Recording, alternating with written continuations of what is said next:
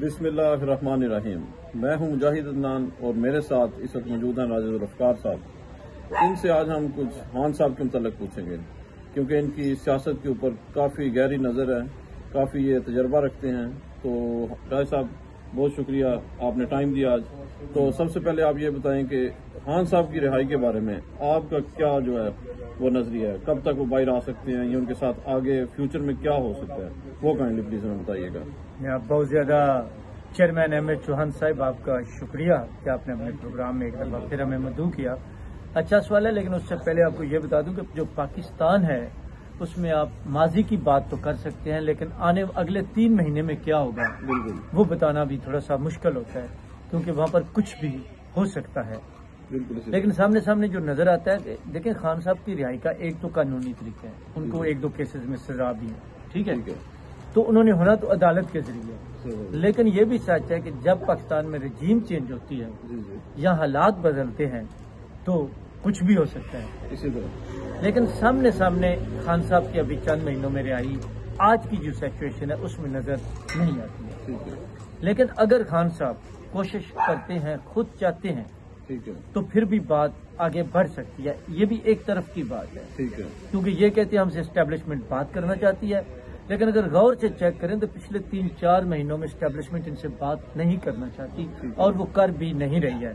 خاص کر 2-3 خان صاحب کے ایسے بیان ہیں جس کی وجہ سے اسٹیبلشمنٹ میں وہ لوگ بھی، چاہے وہ عمران خان صاحب کو پسند کرتے ہیں یا نہیں پسند کرتے، ایک تو بڑا طبقہ پسند نہیں کرتا ہے، تو وہ بالکل انہوں نے کانٹا لگایا ہوا ہے کہ انہوں نے اسٹیبلشمنٹ کے کاز کو بہت نقصان پہنچایا۔ براہ راست مطلب بات کاٹ لوں، آپ کہہ رہے ہیں کہ خان صاحب کے ساتھ مذاکرات نہیں ہو سکتے، یعنی کہ وہ کرنا نہیں چاہ رہے یا ہوں گے نہیں؟ دیکھیں عمران خان صاحب تو واضح کہا ہے پہلے کہ میں اسٹیبلشمنٹ کے ساتھ مذاکرات کرنا چاہتا ہوں، جو آئین اور قانون کے مطابق تو غلط ہے۔ ٹھیک ہے، مذاکرات تو سیاستدانوں سے کرتے ہیں، لیکن اب کیونکہ جب خان صاحب سے انہوں نے مذاکرات نہیں کیے تو خان صاحب نے کہا میں کسی کے ساتھ نہیں کروں گا، لیکن سیاست میں کوئی حتمی بات نہیں ہوتی ہے۔ آپ دنیا میں دیکھیں جتنی بھی جنگیں ہوتی ہیں اس کے بعد بھی آ کر آپ کو ٹیبل پر بیٹھنا پڑتا ہے، لیکن خان صاحب کی جو مین پرابلم ہے اور ان کا مین ہتھیار ہے وہ سوشل میڈیا ہے۔ پرابلم بھی وہ ہے ان کے، خاص کر جو یوٹیوبر ہیں، جب بھی خان صاحب کے لیے کوئی کسی جگہ سے تھوڑی سی گنجائش نکلتی ہے تو وہ پھر کوئی نہ کوئی ایسا پتہ پھینک دیتے ہیں، پرابلم ہو جاتی ہے۔ بلکہ تحریک انصاف والے تو کہتے ہیں ان کی، بلکہ آپ کہتے ہیں وہ مین پاور ہی وہ ہے، یعنی وہ سمجھتے ہیں کہ ان کا جو سوشل میڈیا ہے یا یوتھ جو ہے ان کی، بلکہ وہ سمجھتے ہیں ان کی مین پاور ہے۔ تو آپ اس بارے میں کیا کہیں گے؟ دیکھیں کہ مین پاور ہے لیکن وہ مین پاور فیل ہو رہی ہے نا۔ عمران خان صاحب کو 3را سال ہے وہ جیل میں ہے، یہاں تو اس مین پاور سے وہ رہا ہو جاتے ہیں۔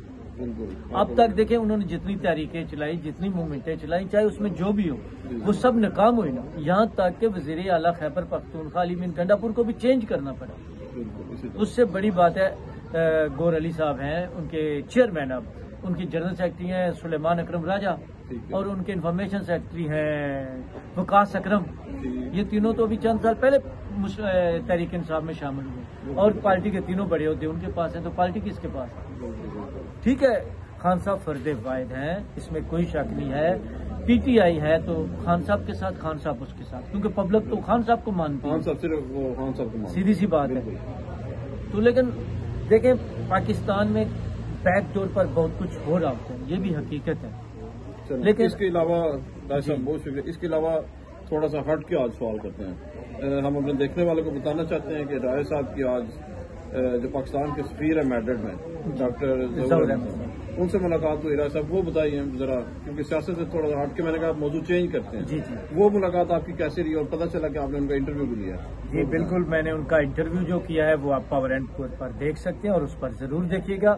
اس کے علاوہ کیونکہ وہ مالاگا آئے ہوئے تھے اور یہاں پر جو مالاگا کی کمیونٹی ہے ان کے ساتھ وہ مطلب ملاقاتیں ہوئی اور لوگوں نے جی بھر کر ان سے مختلف سوال کیے، اپنے اپنے مسائل بتائے اور انہوں نے بھی بڑے اچھے طریقے سے تقریباً جس طرح ایک امبیسڈر ہوتا ہے انہوں نے جواب دینے کی کوشش کی، اور ساتھ یہ بھی کہا ہے کہ باقی اسپین کی طرح وہ اسپین میں آتے جاتے رہیں گے، لیکن میں نے اس کے ساتھ ساتھ مالاگا میں آتے رہیں گے، اور میں نے خاص کر اس پر جو ڈیو نیشنلٹی ہے اس پر ان سے عام لوگوں کے لیے پوچھا، اور اس کے ساتھ ساتھ جن کے پاس یہاں پاسپورٹ ہیں، ایک تو وہ پاکستان کا ویزا لینا پڑتا ہے، اس کے علاوہ کون سا شناختی کارڈ ہو کہ وہ پاکستان جا سکے. پھر یہاں پر جو بچے آتے ہیں، فیملیز آتی ہیں اور خواتین ہیں، ان کے بارے میں، کلچر کے بارے میں بھی کافی گفتگو جو ہے ان کے ساتھ ہوئی اور اس طرح کی اور چیزوں کے بارے میں. تو ایز ایمبیسڈر یعنی وہ سوالات سے ہٹ کے یہ بتائیں پرسنالٹی وائز یعنی مل کیسے تھے وہ، کیسے لگے آپ کو؟ دیکھیں میں ایک صحافی ہوں تو میں کبھی جلد بازی نہیں کہ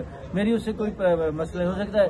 آج مجھے اچھے لگے ہیں، کل کسی مسئلے پر وہ کسی پاکستانی کے کام نہ آئے تو ان سے اختلاف ہو جائے. زبردست تو یہ تو ہمارا کوئی پتہ ہی مت، یہ کرنٹ افیئر کے حساب سے، ڈیلی کے حساب سے. چلیں تو میرا خیال ہے آج کا بھی ختم کرتے ہیں. جی ٹھیک ہو گیا. اللہ حافظ.